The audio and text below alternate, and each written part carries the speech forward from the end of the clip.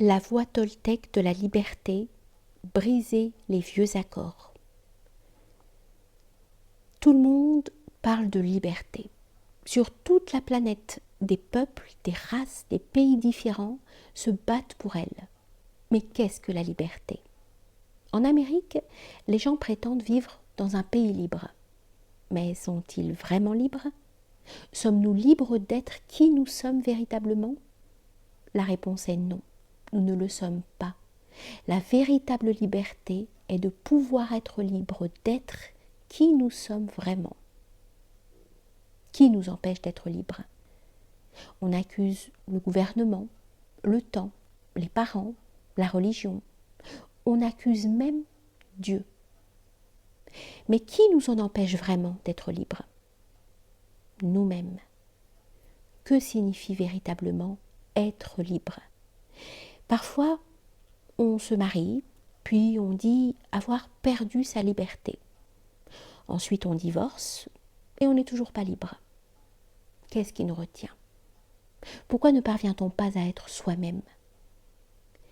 Il nous reste de vagues souvenirs d'il y a très longtemps lorsque nous étions libres et que nous en jouissions pleinement, mais nous avons oublié ce que signifie vraiment la liberté. Si on regarde un enfant de 2 ou 3 ans, peut-être 4, on voit un être humain libre. Pourquoi est-il libre ? Parce qu'il fait ce qu'il veut. Cet être-là est complètement sauvage, comme une fleur, un arbre ou un animal qui n'a pas encore été domestiqué. Sauvage. Et si on regarde des enfants de 2 ou 3 ans, on constate qu'ils arborent la plupart du temps un grand sourire et qu'ils s'amusent. Ils explorent le monde. Ils n'ont pas peur de jouer. Ils ont peur lorsqu'ils se font mal, qu'ils ont faim ou que l'un de leurs besoins n'est pas satisfait, mais ils ne se soucient pas du passé. Ils se fichent de l'avenir et ne vivent que dans l'instant présent. Les très jeunes enfants n'ont pas peur d'exprimer ce qu'ils ressentent.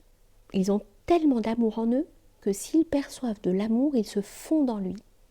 Ils n'ont aucune peur d'aimer. Voilà la description d'un être humain normal. Enfants, nous n'avons ni peur du futur, ni honte du passé. Notre tendance humaine naturelle est de jouir de la vie, de jouer, d'explorer, d'être heureux, d'aimer. Mais que s'est-il passé chez l'adulte ? Pourquoi sommes-nous si différents ? Pourquoi ne sommes-nous plus sauvages ? Du point de vue de la victime, on peut croire que quelque chose de triste nous est arrivé. Du point de vue du guerrier, ce qui s'est produit est normal. Le livre de la loi, le juge et la victime régissent notre existence. Voilà ce qui est arrivé. Nous ne sommes plus libres parce que le juge, la victime et le système de croyances dont ils font partie ne nous permettent pas d'être qui nous sommes vraiment. Dès l'instant que notre esprit a été programmé avec tout ce fratras, nous ne sommes plus heureux. Cette chaîne de programmation continue des enfants par leurs parents, de génération en génération, est tout à fait normale dans la société humaine. Inutile de condamner vos parents parce qu'ils vous ont appris à être comme eux. Que pouvaient-ils vous enseigner d'autre que ce qu'ils savaient ? Ils ont fait de leur mieux. Et s'ils vous ont maltraité, c'est en raison de leur propre domestication, de leur propre peur et croyances. Ils ne contrôlaient absolument pas la programmation qu'ils ont reçue. Donc, ils ne pouvaient pas se comporter autrement. Il est inutile de condamner vos parents ou quiconque vous ayant maltraité au cours de votre vie, y compris vous-même. Mais il est temps de mettre un terme à ces mauvais traitements.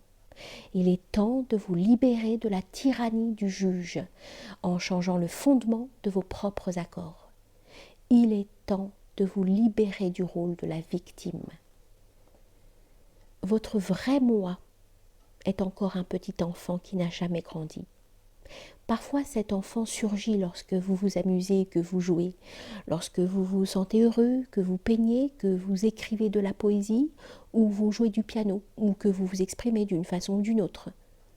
Ce sont les moments les plus heureux de votre vie, lorsque votre vrai moi se manifeste, que vous ne vous souciez plus ni du passé, ni de l'avenir. Vous êtes redevenu un enfant. Mais quelque chose transforme tout ceci. On appelle cela les responsabilités. Le juge dit « Attends un peu, tu es responsable ? Tu as des choses à faire, tu dois travailler, tu dois aller à l'école, tu dois gagner ta vie. Toutes ces responsabilités nous reviennent à l'esprit. Nos visages changent et nous redevenons sérieux. Regardez des enfants jouant aux adultes. Leur petite mine change. « Je vais faire semblant d'être un avocat », dit l'un d'eux. À l'instant, son visage se transforme et l'expression d'un adulte prend le dessus. Si on va au tribunal, c'est bien le genre de visage que nous y voyons, et celui que nous affichons aussi nous-mêmes. Nous sommes encore des enfants, mais nous avons perdu notre liberté. Ce que nous recherchons, c'est la liberté d'être nous-mêmes, d'exprimer qui nous sommes. Mais en observant notre vie, nous voyons que la plupart du temps, nous agissons simplement pour faire plaisir à autrui, pour être acceptés par les autres, plutôt que de vivre notre vie pour nous faire plaisir à nous-mêmes. Voilà ce qui est arrivé à notre liberté. Et c'est ainsi que dans notre société et dans les autres sociétés de la planète, 999 personnes sur 1000 sont complètement domestiquées. Le pire est que la plupart d'entre eux ne sont même pas conscients de ne pas être libres. Quelque chose nous murmure, mais nous ne comprenons pas ce que c'est, ni pourquoi nous ne sommes pas libres. Le problème, pour beaucoup, est qu'ils vivent leur vie sans jamais découvrir le juge et la victime qui dirigent leur esprit, de sorte qu'ils n'ont jamais la possibilité de se libérer. La première étape vers la liberté est donc la prise de conscience. On doit premièrement être conscient de ne pas être libre afin de se libérer. On doit être conscient du problème afin de pouvoir y chercher une solution. La prise de conscience est la première étape, car sans elle, rien ne peut changer. Si vous ne vous rendez pas compte que votre esprit est blessé et rempli de poison émotionnel, vous ne pouvez pas commencer à le laver et à guérir ses plaies, et vous continuerez de souffrir. Il n'y a pourtant aucune raison de souffrir. La conscience vous permet de vous rebeller et de dire « ça suffit ». Vous pouvez chercher un moyen de guérir et de transformer votre rêve personnel. Le rêve de la planète n'est qu'un rêve. Il n'est même pas réel. Si vous pénétrez dans ce rêve et commencez à remettre en question vos croyances, vous découvrirez que la plupart de celles qui vous ont conduit à meurtrir votre esprit ne sont même pas réelles. Vous vous rendrez compte que vous avez souffert toutes ces années pour rien. Pourquoi ? Parce que le système de croyances qui vous a été inculqué est fondé sur des mensonges.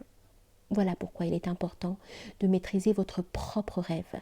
Et voilà pourquoi les Toltecs sont devenus des maîtres du rêve. Votre vie est la manifestation de votre rêve. C'est une œuvre d'art.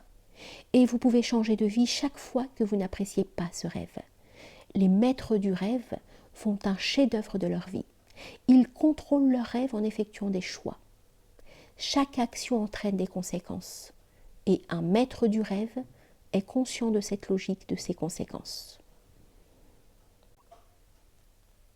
Être un Toltec est un mode de vie dans lequel n'existe ni leader ni disciple.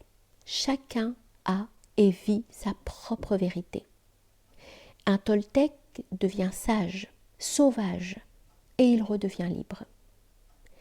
Il y a 3 maîtrises pour conduire les êtres à devenir des Toltecs. La première est la maîtrise de l'attention. Elle consiste à être conscient de qui l'on est vraiment avec toutes ses possibilités.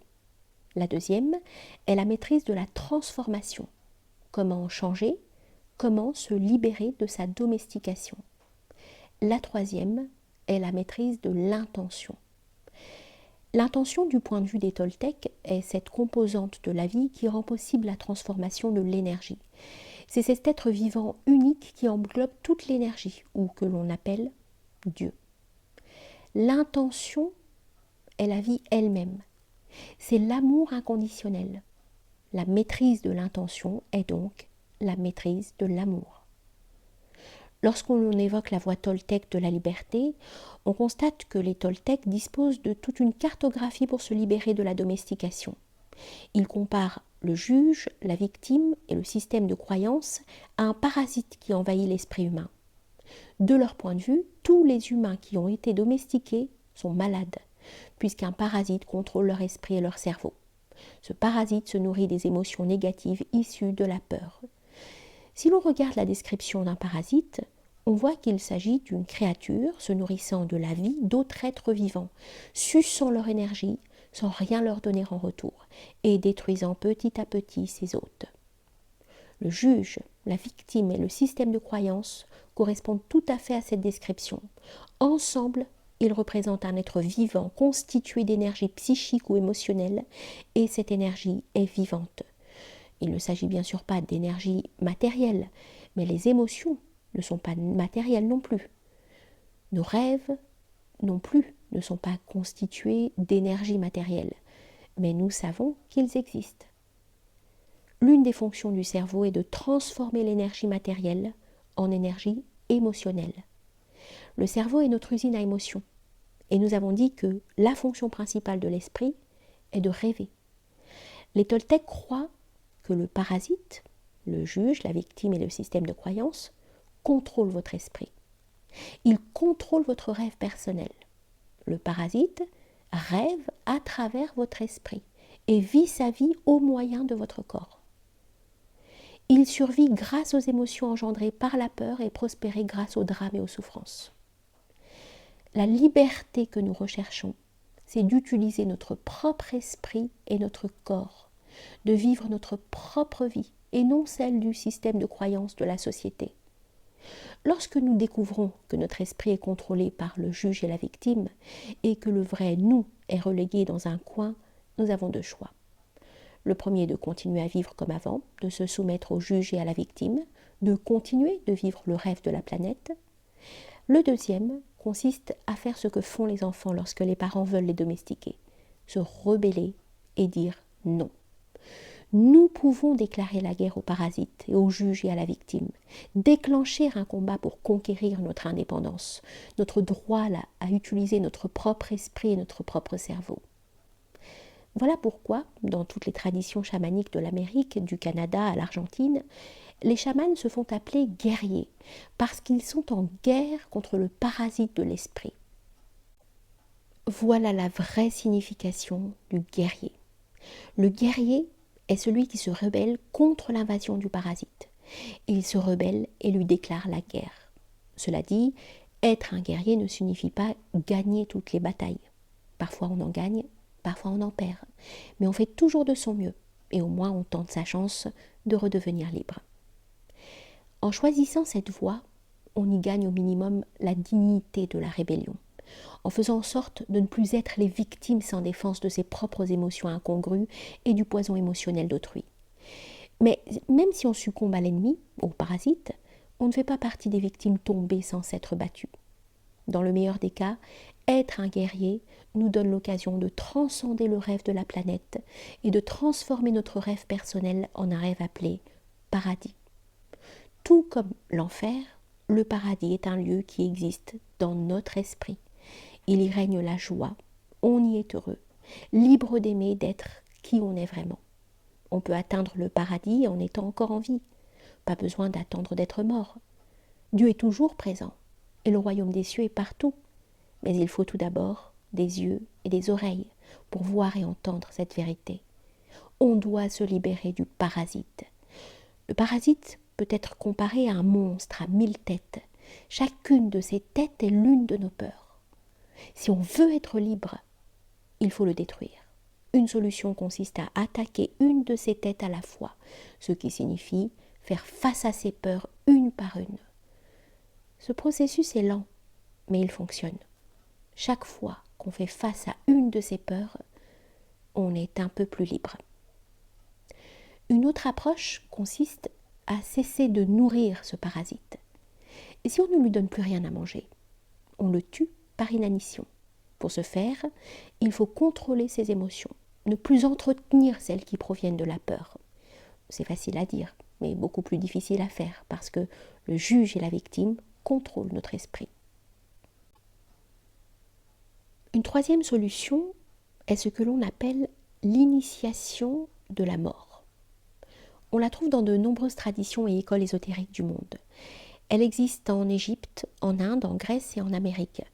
Il s'agit d'une mort symbolique qui tue le parasite sans nuire à notre corps physique. lorsqu'on meurt, symboliquement, le parasite doit mourir. Cette méthode est plus rapide que les deux autres, mais elle est encore plus difficile. Il faut beaucoup de courage pour rencontrer l'ange de la mort. On doit être très fort. Regardons de plus près chacune de ces trois solutions.